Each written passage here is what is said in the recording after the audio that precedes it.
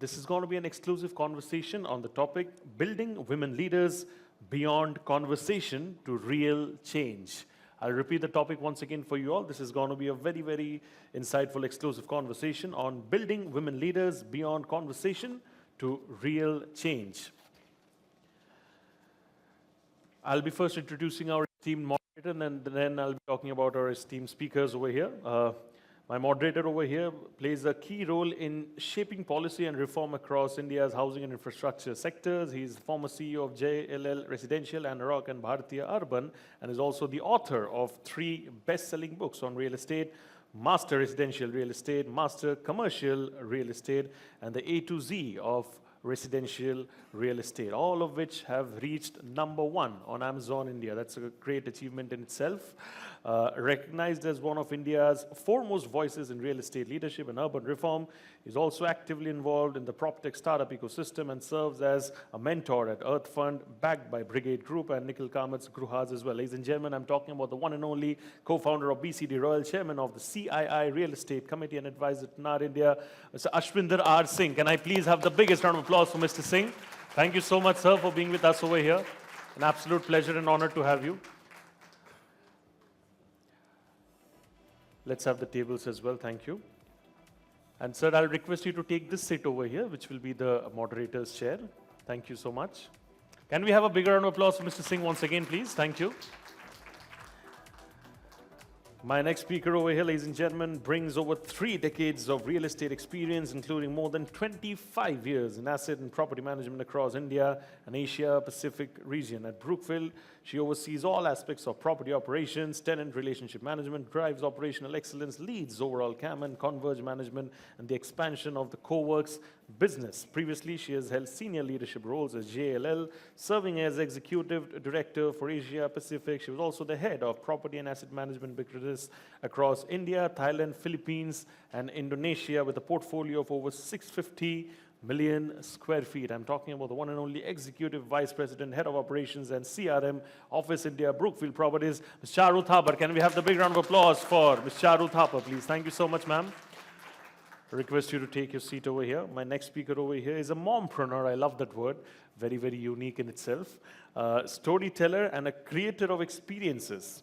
Her career has spanned more than 25 long years in the hospitality and premium real estate fraternity, and the hospitality covers leading names like Taj Group of Hotels, Intercontinental Hotels Group, and Marriott Hotels in Hyderabad. She joined the Executive Center for the launch of the first India Center in Mumbai and oversaw its growth in India, Sri Lanka, and also the Middle East. She founded Ananta Tattva, a premium co-working space company, in the year 2024. Ladies and gentlemen, the biggest round of applause for Ms. Nidhi Marwah, please, founder and CEO, Ananta Tattva India Private Limited. Thank you so much, ma'am, for joining us over here.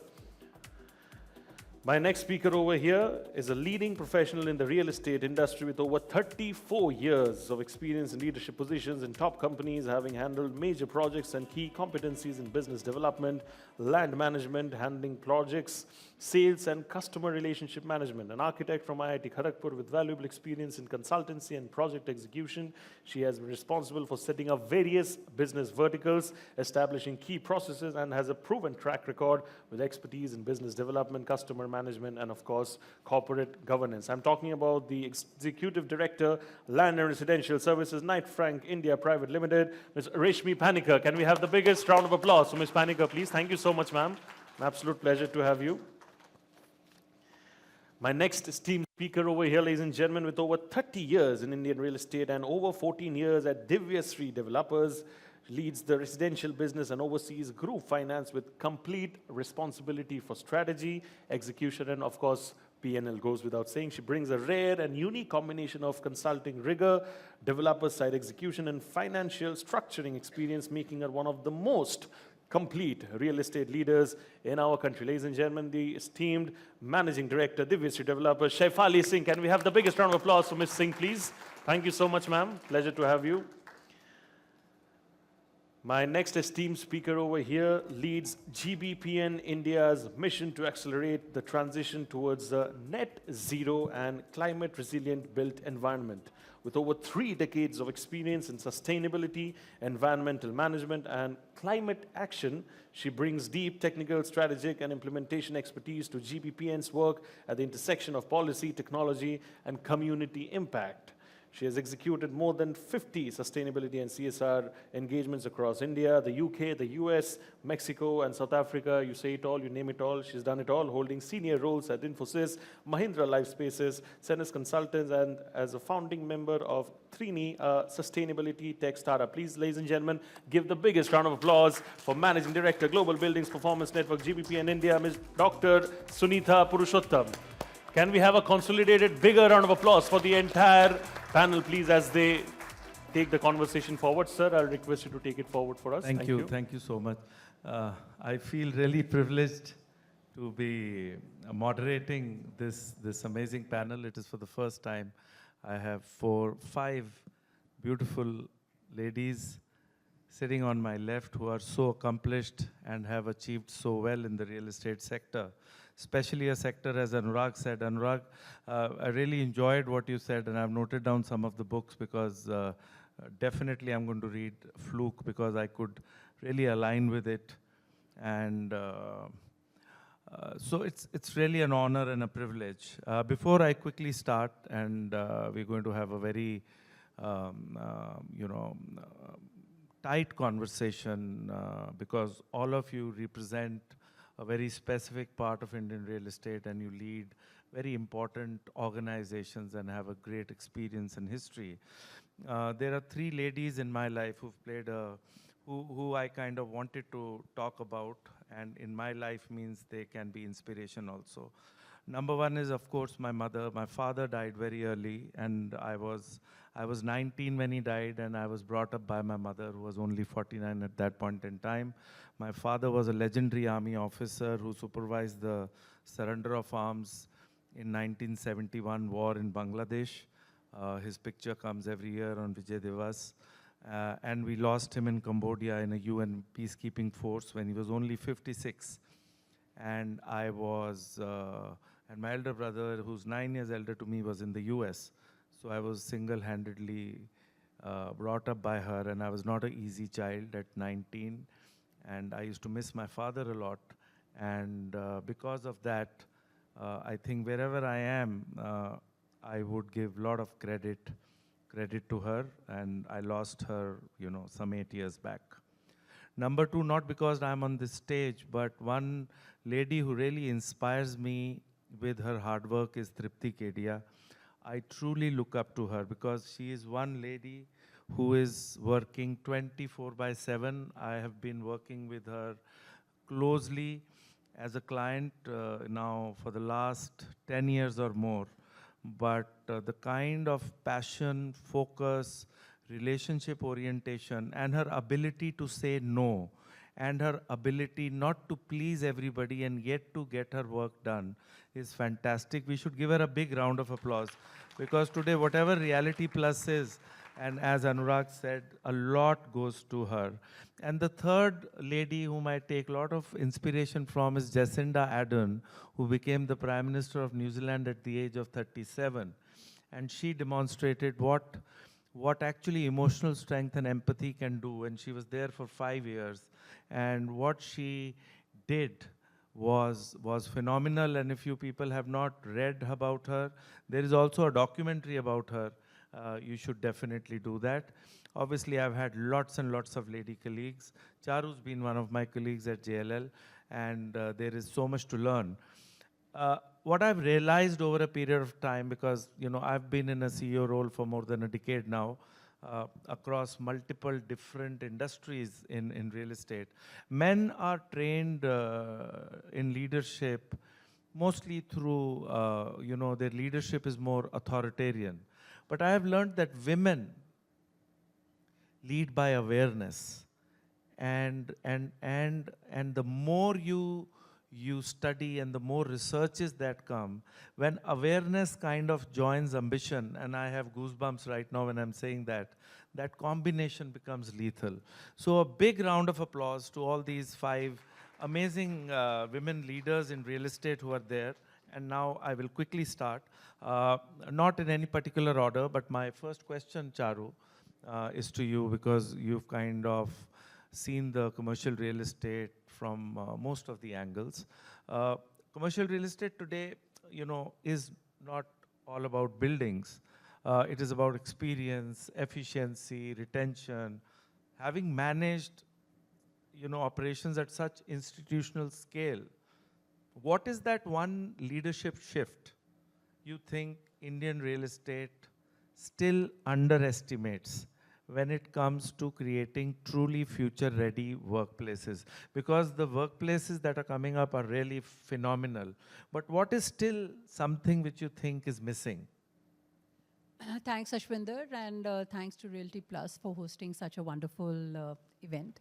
So Sapna and Tripti, thank you so much. Anurag, of course, he's vanished after his speech, but it was, loved the references of the books he brought in, and thanks, Ashwinder.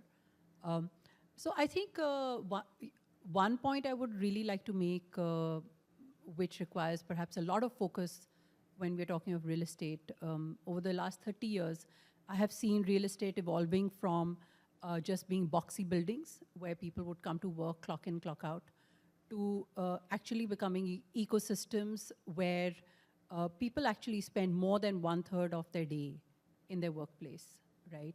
And hence it can't just be boxes that we deliver to them. These days when companies, and we are the GCC capital, when they're looking at housing, there are thousands of people, and they evaluate buildings, it is on a holistic basis. Hence, the buildings have to deliver an experience to their people. Experiences mean wellness, indoor air quality, great F&B, the ability to actually form a community where people can bond. Also, it somehow looks after their mental well-being also, right?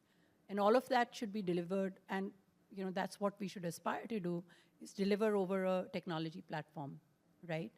We can't undermine it. We are the capital of delivering tech. What we did with UPI, India did, and brought to the world is, very remarkable.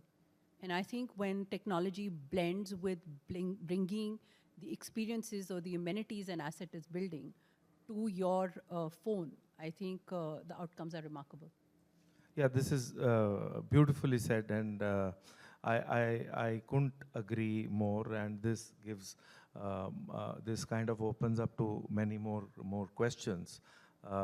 Nidhi, my question to you is, you being a founder and a CEO of Ananta Karma, do you believe the future of office real estate will be driven more by personal, emotional experiences than by physical infrastructure?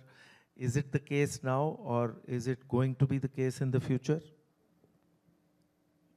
Thank you, everybody. Namaskar to all. Thank you for inviting us to this forum, allowing us to air our views here about women empowerment, as well as especially connected to real estate. So for me, there is a saying that emotions are stirred more easily than intelligences. And I think, you yourself, you probably have so much information at your hands. Dr. Batra just spoke about so many things, so much information. Yet the passion really came through when you were talking about your mom and you were talking about stories. So I think, and stories are nothing but emotions, right? So wherein the workplace of yesterday was created more for efficiency. Today you have happiness officers and you have experience specialists and so on and so forth. And it is evolving. Today is also a time when you have multiple generations sharing the same floor, right, for everybody. So with the baseline of good infrastructure being there, I'm not taking that away. But that's a baseline, right? Beyond that, what else do you do to elicit a response from your client? That's emotions. That's where your story lies. People forget the building. They remember your story. So yes, it remains. And two things that I think we need to bank upon is jigyasa and jugalbandi. So the jigyasa, or the curiosity, is to learn what is new and to include that, to go back to our roots and understand the science of it all and include them as we are building our real estate. And two is the jugalbandi, which is again infrastructure and emotions together. Thank you.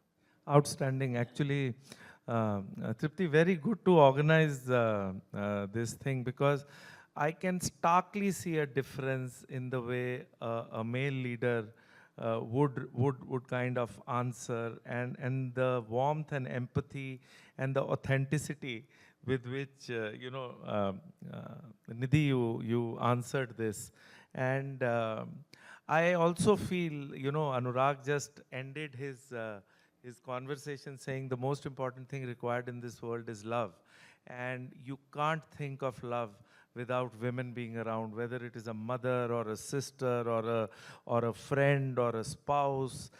You just can't imagine, a world without women, because, and how tough it would become.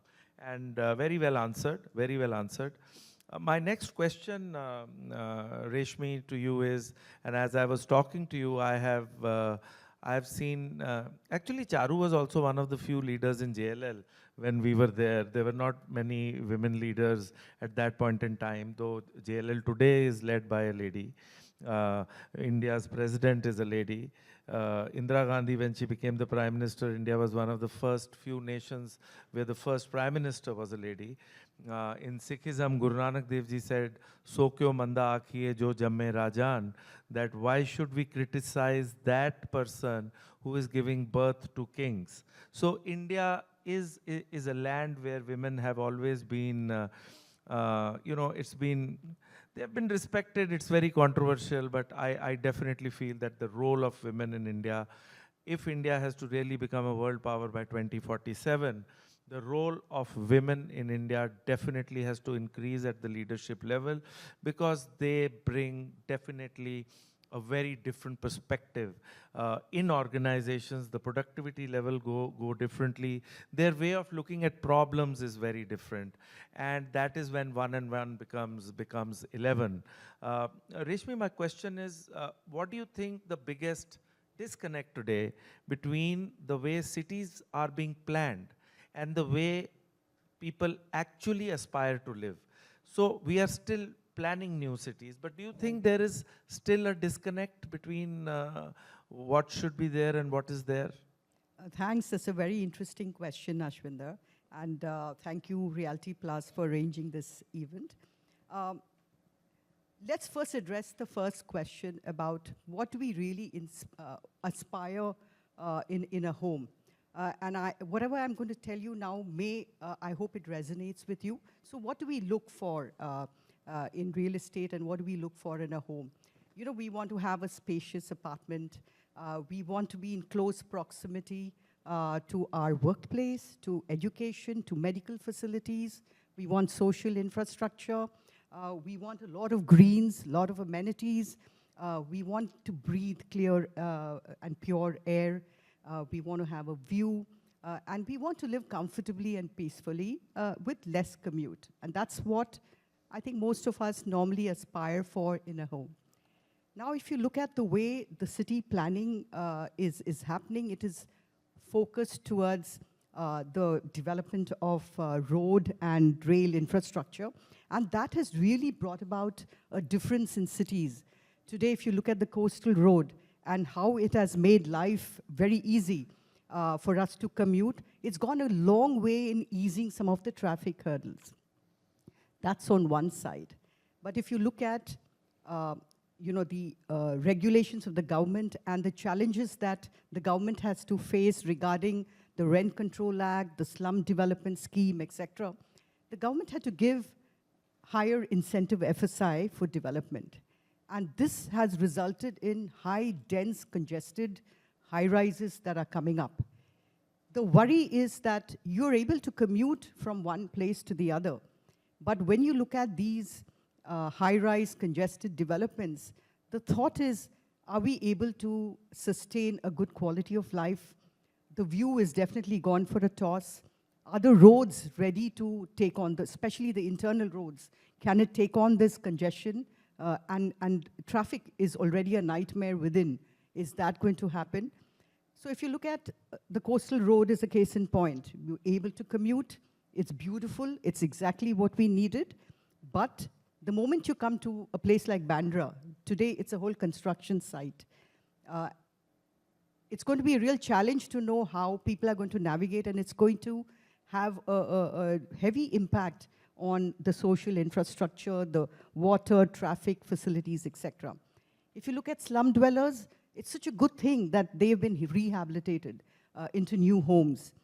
However, the cost of living in Mumbai is very high, and you're seeing a lot of them moving out, cashing out, and really so you want domestic help, that's going to be difficult in the long run.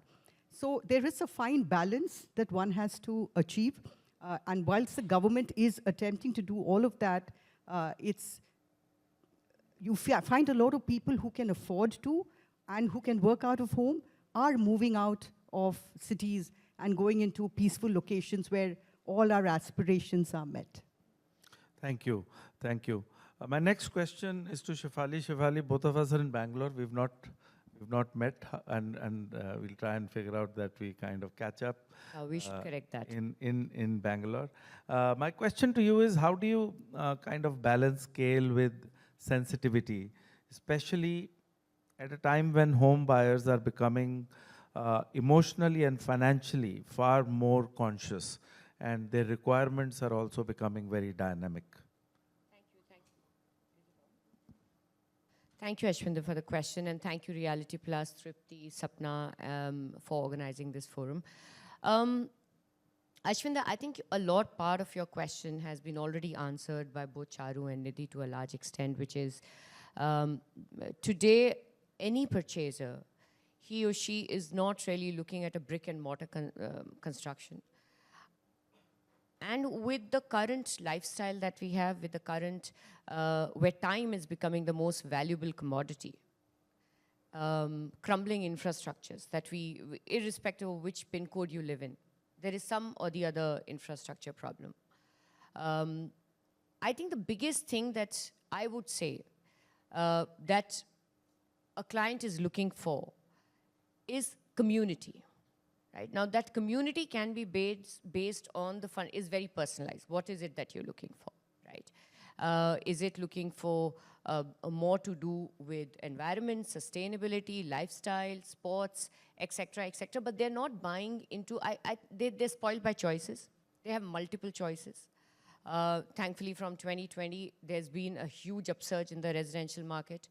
In fact, even not only in residential market, even on the overall real estate quality of construction, the entire definition of what comprises of real estate has changed.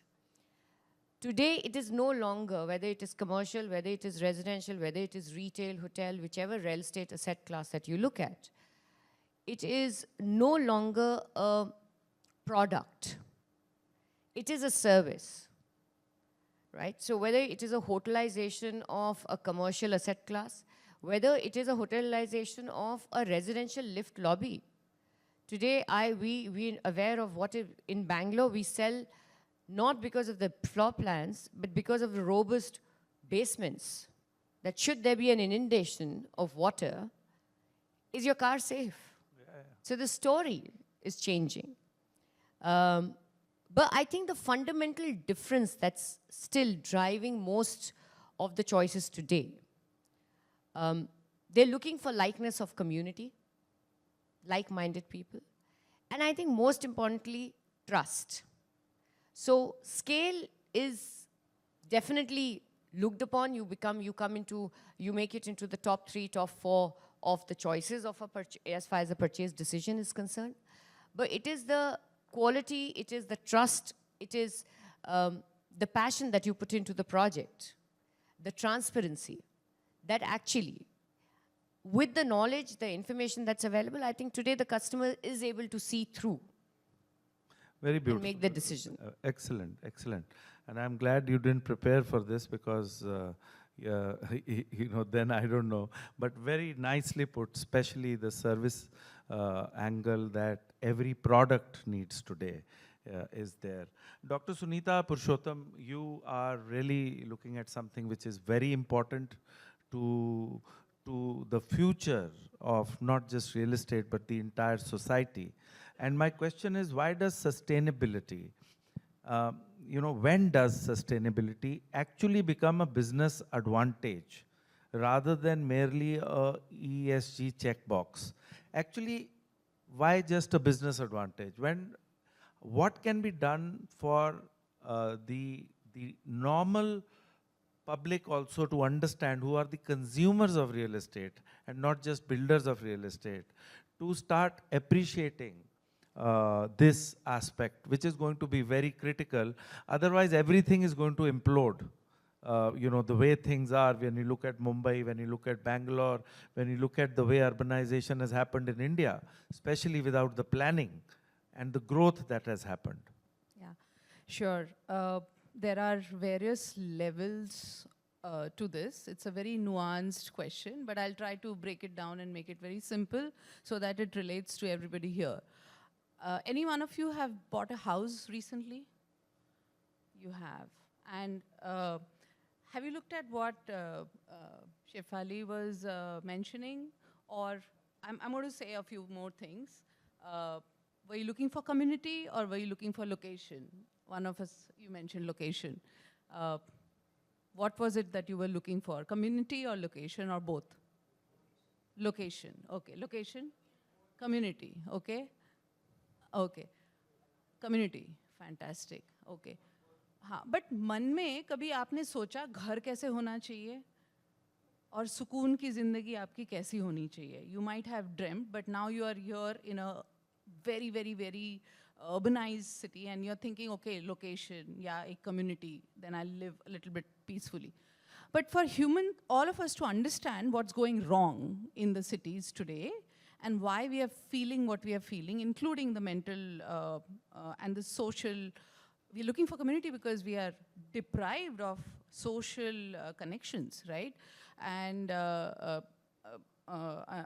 Batra spoke about mental challenges, and all of these arise because you are living and working in buildings. And if the buildings are not constructed in a way where environmental, social factors and psychological factors are taken into account, your choice of whether you're working in a particular place, sorry, I'm calling work also as a choice and your workplace also as a choice, because you actually don't know what the indoor air quality is like, right?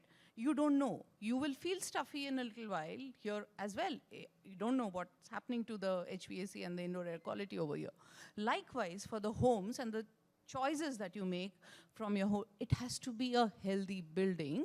And this healthy building is not about the building, but it's about your health. And the health is about physical health, social health, psychological health, and climate resilience. And she mentioned कि basement flooding हो रहा है कि नहीं, वो भी आपको देखना ज़रूरी है. Heat, आप अगर कांच का घर खरीदोगे, तो आपको heat stress होने वाला है, plus your energy bills will rise. So I think this is sustainability. And it is linked to your consumption, it is linked to your resource, how well your house is ventilated. It's not about the light, it's about the cross ventilation. It's about the right size of the window so that you're not afraid that your son will probably break that glass and fall out of that window. As a mother, I would want my window to be at 1.2 meters and not lower than that. We are actually designing bad buildings. And you mentioned actually the way the buildings are designed, that they are changing and they need to change. The way we are designing our cities need to change because of the amount of pollution that we have, air pollution, land pollution, water pollution, noise pollution, loss of flora and fauna. And with loss of flora and fauna, the city loses nature, loses heat resilience completely. And do you think now sustainability is a choice? It is not a choice anymore. And for businesses who don't look at it, it's not about sustainability advantage, it is about survival. And so if you don't look at it from a survival point of view, you will be losing out on the business. And it's not for the future, it's now. And you have to integrate it. And all the businesses out here have, I'm 100% sure, integrated it and are looking at it through that lens. I'm 100% sure of Brookfield and Knight Frank. I haven't studied your businesses, would love to know your businesses better. But I think it's integrated now, and it is very integral to the P&L. And the leadership is now asking कि मैं ये करूँगा या करूँगी तो how will I get the IRR and the NPV and what is the return and कितना जल्दी हो सकता है ये? नहीं तो I'm losing out money. The people who never bought electric cars after the Gulf, I mean the issues that we are having now, people are calling us electric lena. I mean, that's because we've adopted electric vehicle Sure. long time back. Thank you. That's Thank you, Dr. Sunita, and very well answered. I also feel that maybe people in our generation were less sensitive about sustainability, but the Gen Z, you know, is far more aware. We might be underestimating them, but the way they look at life, the way they look at diversity, even amongst people, and in terms of sustainability, they definitely are far more aware that this is required. And thank you for answering all the questions to all the panelists in a very compact manner. And I have time for the second question, and we'll follow the same process. Charu, my question to you is, what separates organizations? And, you know, you would be one of the right people to ask this question, that merely talk about culture, from organizations where culture actually reflects in customer experience, employee ownership, as well as how we operate and execution discipline. Thanks, Ashwinder. Before I answer that, I just want to correct one notion. And you just said that, you know, our you know, parents perhaps were not that attuned to sustainability. Actually, Indians are the most sustainable race, right? If you remember when you grew up, when did you see your mother throwing clothes away? They were always handed over to the next generation. When the generation was, you know, no longer there, to the staff, etc. Hence, you know, as a country, we are born innately with sustainable practices, and that's why I think we have the sustainable goals that the country has set for themselves. We are ahead of the milestones, right, Dr. Sunita, right now. And I mean, for us at Brookfield, it's a very core principle in terms of sustainability. But coming to what you asked with regard to culture and you know, what sets companies apart is, I think, the recognition that what is it that we actually bring to the table is our people. Our people are really you know, what we need to harness. That's the energy that we need to look at. I think one of the biggest distinguishing factors is to recognize that when people come to work, they are not coming themselves. They are coming with a full background of a family. And it's important to understand what's happening to them before they enter your door. And how is it that you're going to enable them to make them productive when they are at the workplace, right?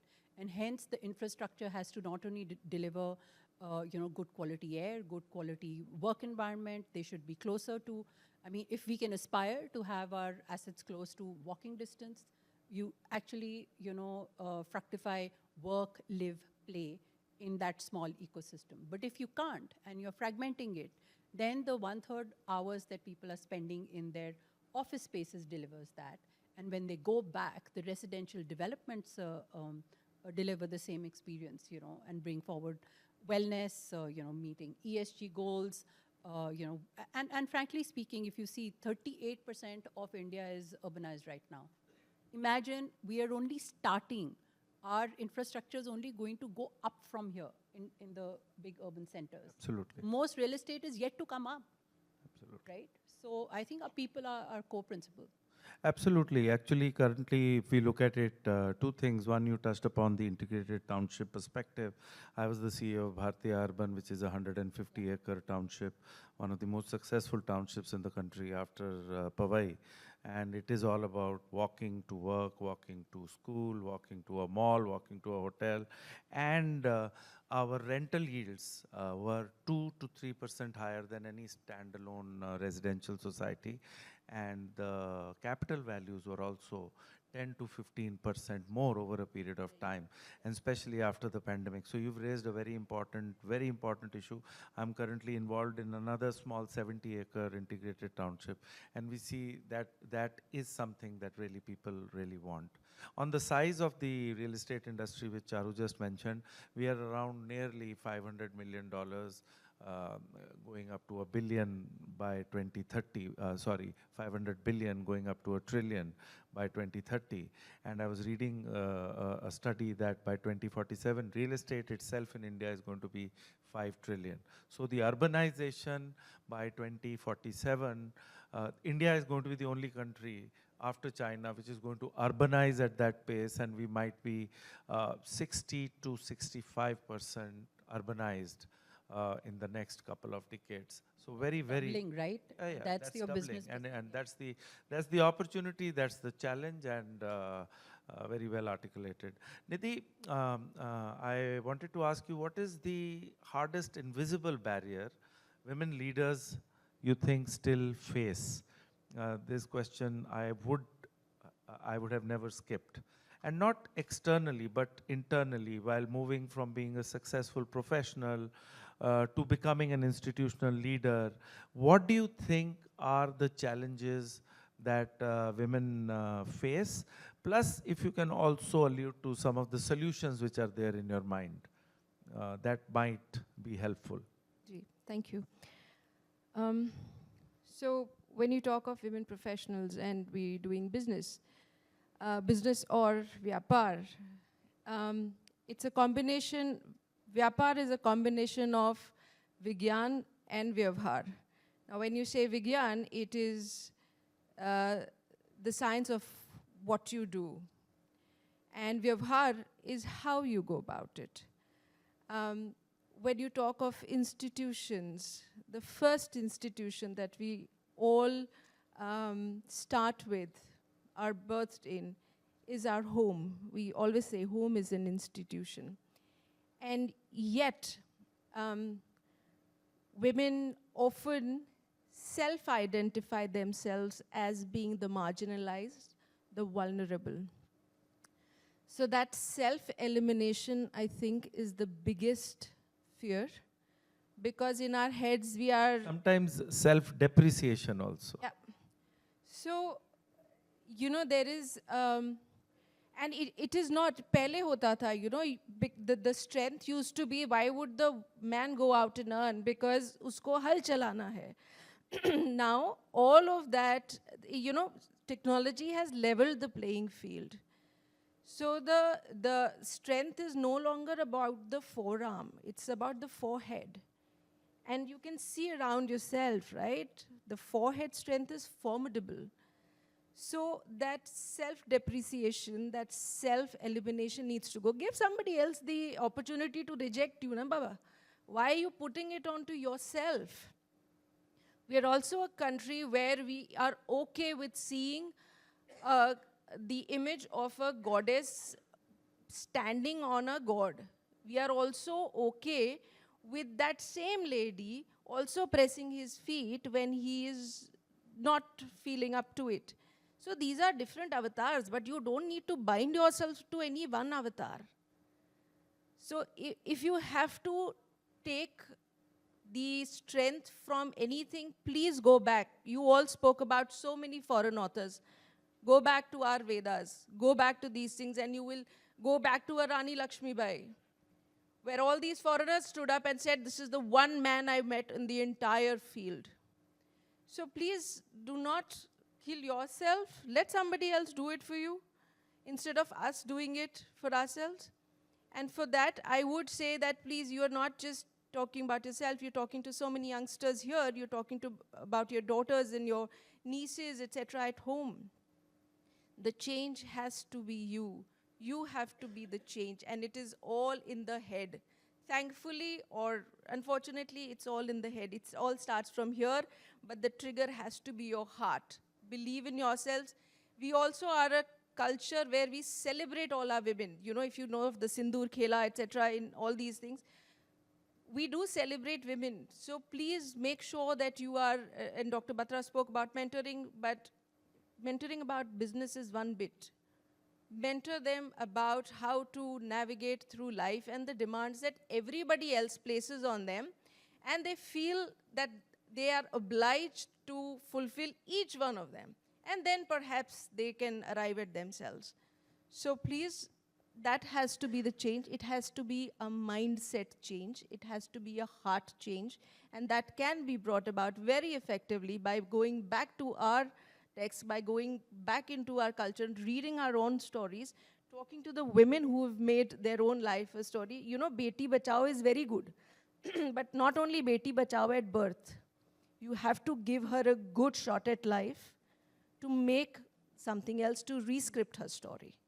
No, absolutely. It's a very complex conversation. And India, thoda so hypocritic society hai. Because otherwise, the point that you have made, generally, I always feel that Vishnu is prosperity, Shiva is peace, and Shakti is power. And Durga or various forms have always been celebrated or worshipped because of power, not because of peace, not because of prosperity. So I think, and this country has that internal thing naturally there, and if we can harness this power, you know, we can definitely not just become a developed country in the next couple of decades, we can become a pioneer, because culturally, women being an inherent part and an important part of the society has always been there. Like, you know, Charu spoke about sustainability.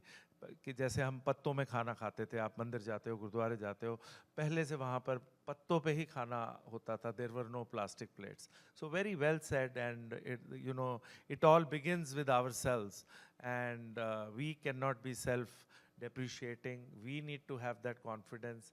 And once that confidence is there, I was in Citibank, and 50% of people way back, 20 years back also, were women.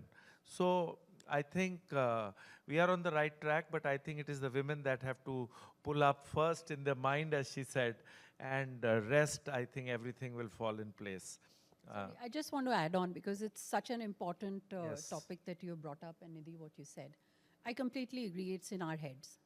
And I think women need to get away from that Shiro complex, to believe that I can do everything. Again, we come from a great culture, you know, joint families have been our cornerstay. In the modernized world, even more so, right? Ask for help. There are people out there who are waiting to enable you. Absolutely, right? absolutely. So, Actually, men are waiting to help women more in the workplace than women are waiting women to help. I mean, look at from policy perspective, buildings have to have creche to enable working women. You know, a lot of the workplace policies enable women with regard to, you know, different types of leaves that you can take. And I don't think people should hesitate to, you know, take advantage of what comes your way. Yeah. Reshmi, do you believe leadership in modern real estate is now shifting from aggression to intelligence? Exactly what Nidhi spoke about, that, you know, the power of the mind. And if you can quickly just delve Surely. more upon it. And No, absolutely. There has been a structured shift from promoter-driven companies to institutions run by professionals, having access to institutional capital, and also creating a long-term brand, you know, for themselves. And this has been really brought about by a lot of factors. One is RERA, which has really brought about a lot of transparency, accountability in the system.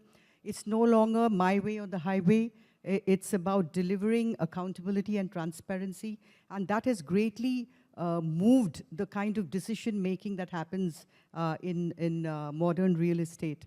The second part is because of these huge developments, there's also been a consolidation of developers because of RERA, and the fact that because of these huge developments, you need access to institutional capital.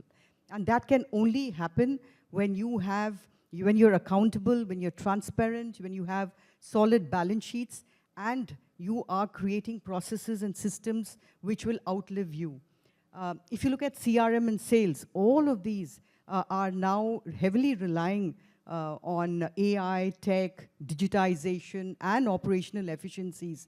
And this is a must. So you are seeing that structural shift that allows for developers to last a lifetime. And it's no longer a fly-by-night operator that is doing small buildings. It's all about scale, size, access to institutional capital, and building a brand so that people can trust and invest in you. Thank you. Thank you, Reshmi. Shaifali, my question to you is, what actually creates lasting leadership credibility, according to you, in real estate? So I think before I answer that question, I'll just touch on the woman part of it, right? So we are a country with about 49% population as women, which is, let's say, give or take, 50% mark. 50. Imagine even now in 2026, we are having a woman conclave with a 50% of population as women. So that's surprising, and I completely agree with what Charu said, that it's not that we need that change or we needed reminding that women are important or there's equality, there's sustainability. That's been our lifestyle. But I think somewhere around the development journey of growth, we forgot the difference between being Western and being modern. Right? They're two different concepts. We became too Westernized when all we needed was modern technology, adoption of modern way of thinking, which is, modern as a word, is new way of thinking. It is not essentially copying or imitating. Right? Now coming to your specific question about leadership. So, my daughter goes to a school and they have, their motto is 3-word motto, which I think is very well thought of. Of course, it's run by a woman, so I'm not surprised. I'm sorry I'm bringing the woman channel there. But it has grit, grace, honor. Right? And to me, that is an amazing synopsis of how any leadership, agnostic of gender, being there, being honorable about mistakes, about failures, about lessons being learned, and being graceful about acceptance. I don't know whether, and I'm not saying it because it is a women's conclave, but You're safe. We promise you. But do you think integrity is something which is higher in women? It's a very sensitive question that I'm asking. I would say that... Is it a gender-specific thing? No. Have you seen that, it kind of works like that? So my view is it's a human core value is not gender dependent. Kindness, consideration, integrity, and you can just talk about so many things.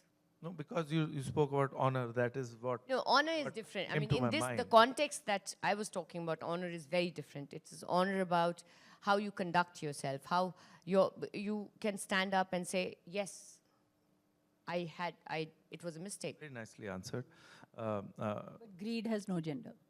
Greed has no gender. I remember I met a very senior government officer, and there was something written behind her back, which said, when it comes to money, everybody's religion is the same. Hindu, Muslim, Sikh, Isai, Eid, Diwali, Gurpurab, sab different ho jata hai. But when it comes to money, Muslim, Hindu, Sikh, Christian, everybody becomes the same.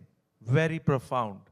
So, you know, and as you said, you know, greed also is my question to you, and we will quickly wrap it after this, is, Dr. Sunita, if India is going to urbanize the way it is urbanizing, and we've been discussing it a lot, what is one mistake we absolutely cannot afford to repeat from the global urban development history, which Reshmi was also talking about? So I can rattle off numbers. I'll give few numbers. One is on the how much of India is yet to be built. It's about 86% of the India that we want to see in 2070 is yet to be built, right? Wow. Yeah, and that's a recent report of Niti Aayog on sectorial decarbonization. So there is a huge opportunity out here. And how do we build it is the critical thing. And if we don't get it right, it's going to be difficult. What are the chances of getting it right? The chances, my God, now that's stumping me. The chances that what challenges is greed. Okay, so I'm bringing, so the chance of getting it is if you overcome greed and you embrace, satisfaction. So then the chances are higher, because it's all about how much more I can acquire, right? And that one individual acquiring more, and sustainability, doing sustainability is based on, what Pradhan Mantri is also saying, mission life. Abhi wo 4-5, unhone 7 pointers diye hai. Thoda sayam. So I think overcoming greed, our chances improve. If we don't overcome our greed, our chances reduce. And that will lead to worsening health and deterioration of cities. So the number, look at it from the energy security perspective.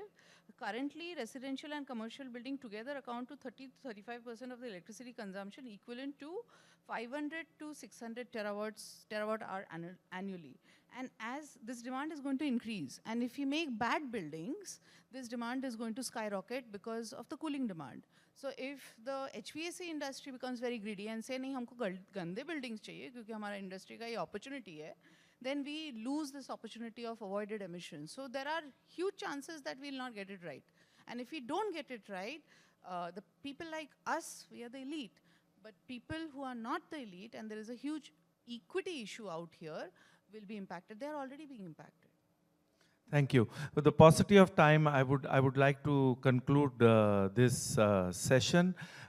We discussed a lot of things about how the real estate is evolving, the role of women, integrated townships, sustainable real estate, how the intelligence and the mind power is going to be far more important than the physical power.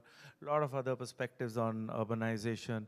It was wonderful chatting with all of you, and I hope to stay in touch with you and take it forward. Thank you for your time and making it for this lovely panel discussion. Thank you.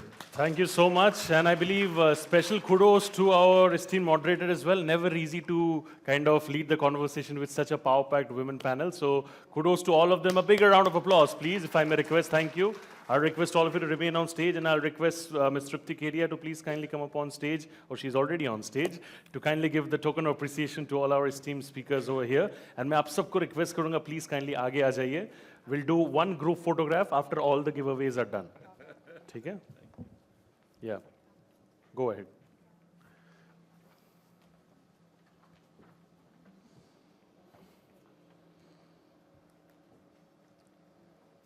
And of course, it was truly an insightful session. We're not taking questions immediately, but of course, it's a free networking zone. In the best interest of time, we are unable to take questions. Please feel free to connect with our esteemed speakers offline.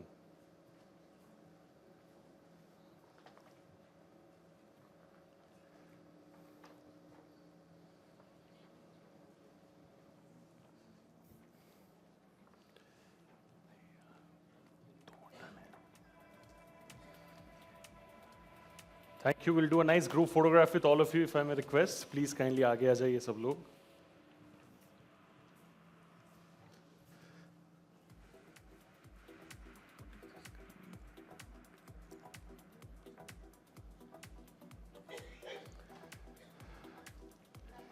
Thank you so much. Thank you so much to all of you. Pleasure having all of you like always. Thank you so much.